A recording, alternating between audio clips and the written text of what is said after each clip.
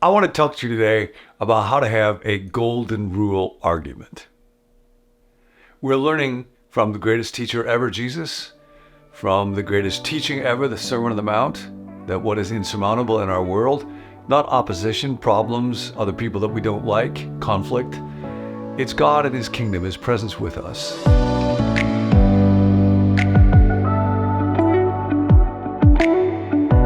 And we're living for a while in this remarkable statement that Jesus makes in Matthew chapter 7, verse 12. So in everything, do to others what you would have them do to you, for this sums up the law and the prophets. He quite deliberately says here, so in everything. Now, what does that leave out in your life? Nothing. And a big part of life is conflict. Jesus has been talking precisely about how we mishandle conflict. We judge other people. We push unwanted advice in them. We try to pick them apart. So what does it mean? How do you have a golden rule fight? Just two very simple points. Number one, today, pick a fight. Pick an argument with somebody. Probably you won't have to do that. Remember, anger is what happens when my will gets thwarted, and my will gets thwarted all the time, and so does you. Somebody says something, somebody writes an email, they put something in a way. I get irritated when I'm in line, when I'm having to wait someplace. It will come up all the time. So that will be an opportunity to take a look at what's going on in my mind right now. And the way that I want to respond will always be in a desire to lash out. This is the way that the world runs, and it doesn't matter how smart you are. Having a golden rule argument is not a matter of IQ. The most widely read article in the Times Higher Education Supplement in 2019 was called 10 Rules for Succeeding in the Academy Through Upward Toxicity.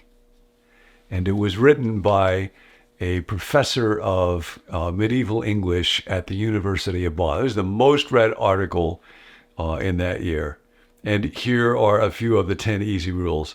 Cultivate powerful friends. Gain power over as many publication organs and scholarly bodies as possible, and use them to promote your clique. Number 2, do nothing for anyone unimportant.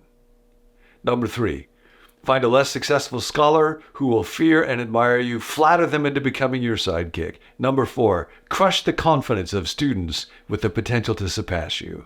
Number 5, manipulate students and employees into feeling they owe you. Number 6, promote a zero-sum model of success. Anyone else's gain is your loss.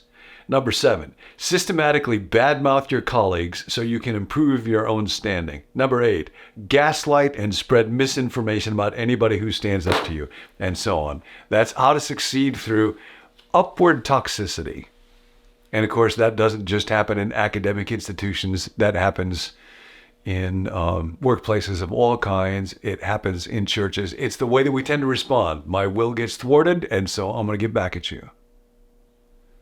So, how to have a golden rule argument. Number 1, find an argument. It'll probably find you. Just look today for what's someplace where your will gets thwarted, where you feel hurt, where you feel frustrated, where you feel afraid, and you want to get angry and resent. And then number 2, apply the golden rule. Ask now, if I was the other person with whom I'm irritated, with whom I am angry, I put myself in their place. I try to think about their personality and their temperament and what it is that they want, what it is that they're hoping for, and ask, if I were they, how would I want me to have this conversation, to have this argument with them? So this is not about avoiding arguments. This is about how to have a golden rule argument. I'll tell you part of what prompted this thought in me, and thinking about the academic world. Quite recently, a hero in the field of economics, Nobel Prize winner and social psychology named Daniel Kahneman just died. He wrote, among other things, quite famously, a book called Thinking Fast and Slow about 10 years ago. And one of the things that he became known for was his response to the world of what he called angry science.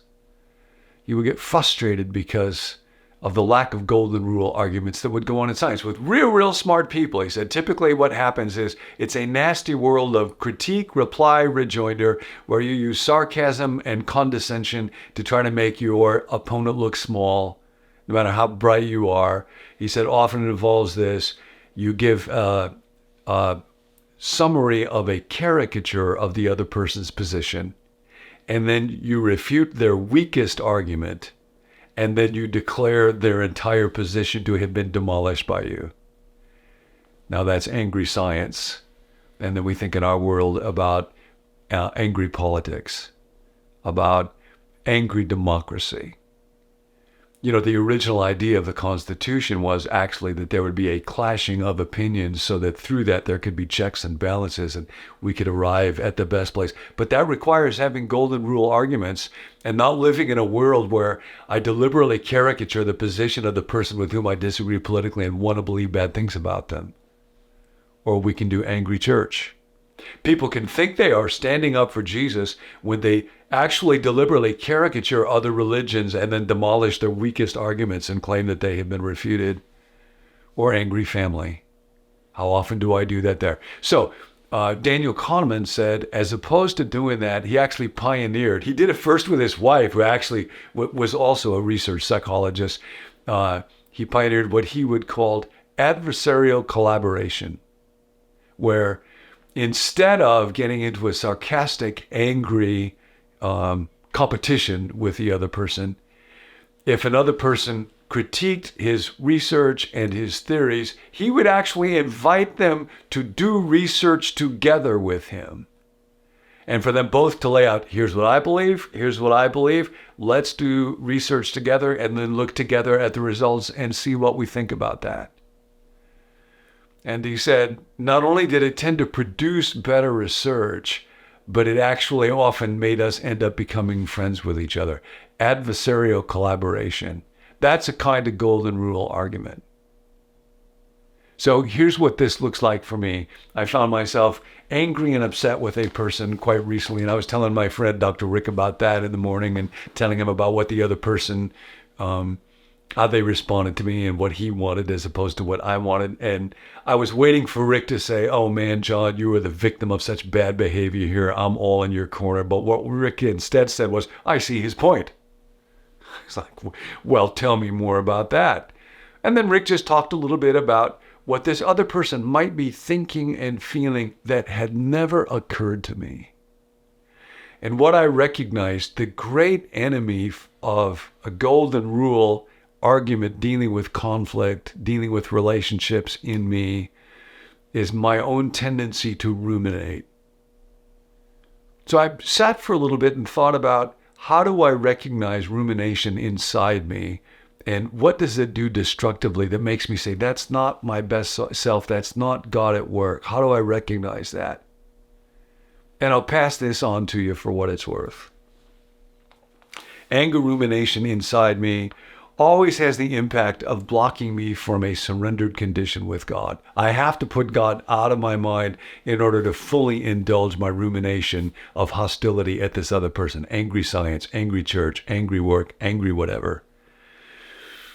Secondly, rumination of anger for me always distorts my thinking so that the other person is in the exaggerated bad category.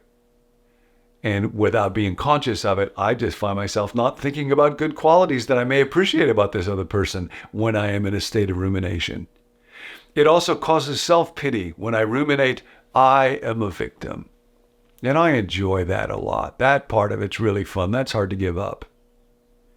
It also justifies behavior on my part that is not my most healthy. Avoidance, sarcasm, a lack of even-handedness, defensiveness. This was interesting too as I thought about it. Angry rumination does not relax my body. And you might, if you take a moment right now, just take a deep breath, relax your body. It has a way of being incompatible with that spirit of angry, toxic thoughts inside my mind. And then finally, and maybe most importantly, it strongly motivates me to obsess over exaggerating the other person's flaws and simply miss looking at mine. So when I just stop and say, God, what's going on in my mind? What's going on in my spirit?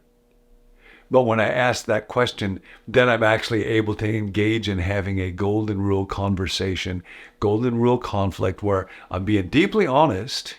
Here's what I think, here's what I want, but I'm also being open. I can acknowledge, yeah, I messed up here. I said this wrong. I actually intended to hurt you with this statement, so my motives were not totally pure.